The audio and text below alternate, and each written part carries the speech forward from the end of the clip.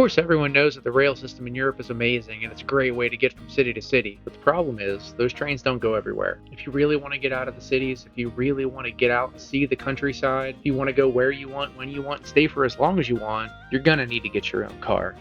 Hey everybody, it's Jim here, and I'm borrowing Aaron's channel to tell you why you should rent a car on your next European vacation. With the trips we go on and the places we like to go, we could never go see all the things we want by only using public transportation, or by taking an expensive package trip or one of those river cruises. Renting your own car is far less expensive than one of those package tours or cruises, and it provides you with far more freedom for your trip.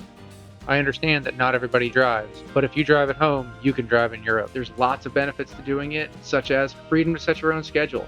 You don't have to worry about delay, airport crowds, train crowds, no cancellations, there's no strikes.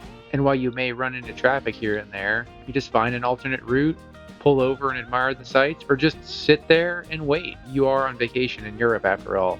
And don't be worried that you're stuck in the area that you rented the car. One-way rentals only cost a little bit more and allows you a lot more flexibility in your trip planning. For example, it allows you to do open jaw flights where you fly into one city and then fly out of another city. On one of our trips, we flew into Munich, rented a car, drove about 3,000 miles over the span of about 20 days, and dropped the car off in Paris to fly home.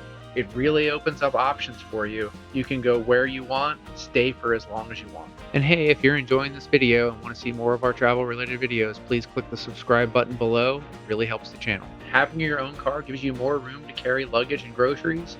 It allows you to lug around all those souvenirs that you buy, and we like to buy lots of candy and snacks to bring back home for people and for us. So we take a lot of luggage. Trying to deal with all that luggage on the trains in Europe isn't really that easy. Most of the trains don't have the ability to check your luggage, so you just put it in the racks in the back and hope nobody walks off with it. And if you're concerned about the environmental impact of renting a car, there are far more options for renting hybrids and fully electric vehicles over there, and they're not really that expensive. They cost about the same as a regular gas-powered car. The cars over there tend to be a little bit more fuel efficient. They have smaller engines. They have a lot of diesel cars over there. So your options are varied, and it's not uncommon to be driving a car that gets 40 miles to the gallon.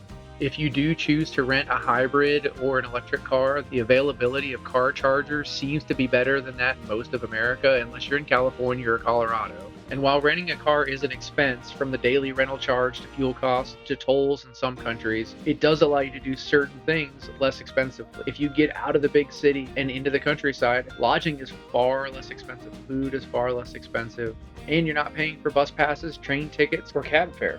You can save a lot of money by renting a house or an apartment outside of the expensive cities. You can buy groceries and save money from eating out. You can cook using the local food. You can go to the local markets. You can experience life the way the locals do. And it's fun to go to the grocery store, buy the local food, and eat things that we don't really have access to in America. For example, KFC flavored potato chips and clementine juice. Why don't we have clementine juice in America? As an example of the cost-saving benefits of staying out of the cities, we spend about $120 a night to rent a 3-bedroom, 2-bath house with a pool in the south of France. The 4-star hotel we like to stay at in Paris costs over $350 a night.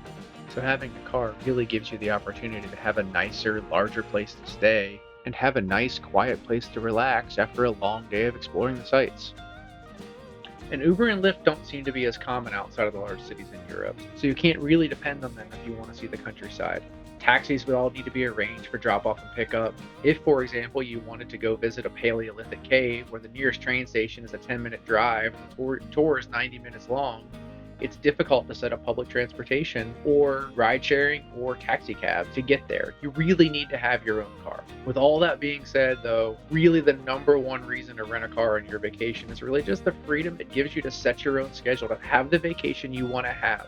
It allows you to go off the beaten path. And as you can see in this video, sometimes we go way off the beaten path when we're out hunting prehistoric sites like dolmens.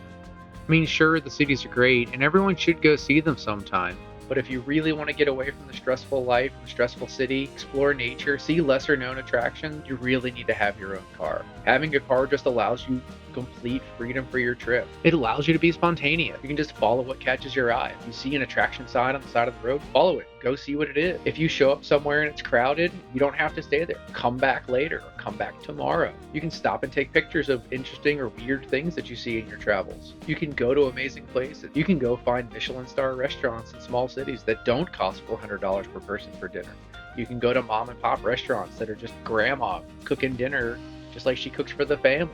You'll go to things you didn't even know they were there until you got there. You can just follow an attraction sign. If you see something in the distance, you can go look and see what it is. And if you're the kind of person who actually enjoys driving, Europe has it all. High-speed Autobahn is a great experience in life. All of the mountain passes with the twisty-turny roads. And you can even rent a fun car to go enjoy those mountain passes. And if you really want to have fun, you can even rent a sports car. We had this BMW M4 for a week in southern Germany, and it was an absolutely amazing experience. And I know it can be intimidating, the thought of driving a car in a foreign country, but it shouldn't be. Like I said before, if you can drive at home, you can drive in Europe. There are some different traffic rules and some other things that you should really know about. For more information about that, check out my other video about the things that you should know before renting a car for your European vacation. So hopefully I've convinced you to rent a car on your next European vacation. I've convinced numerous people that I know in person, and they've all thanked me when they've returned. And if you'd like to share your adventures of driving while on vacation, please do so in the comments.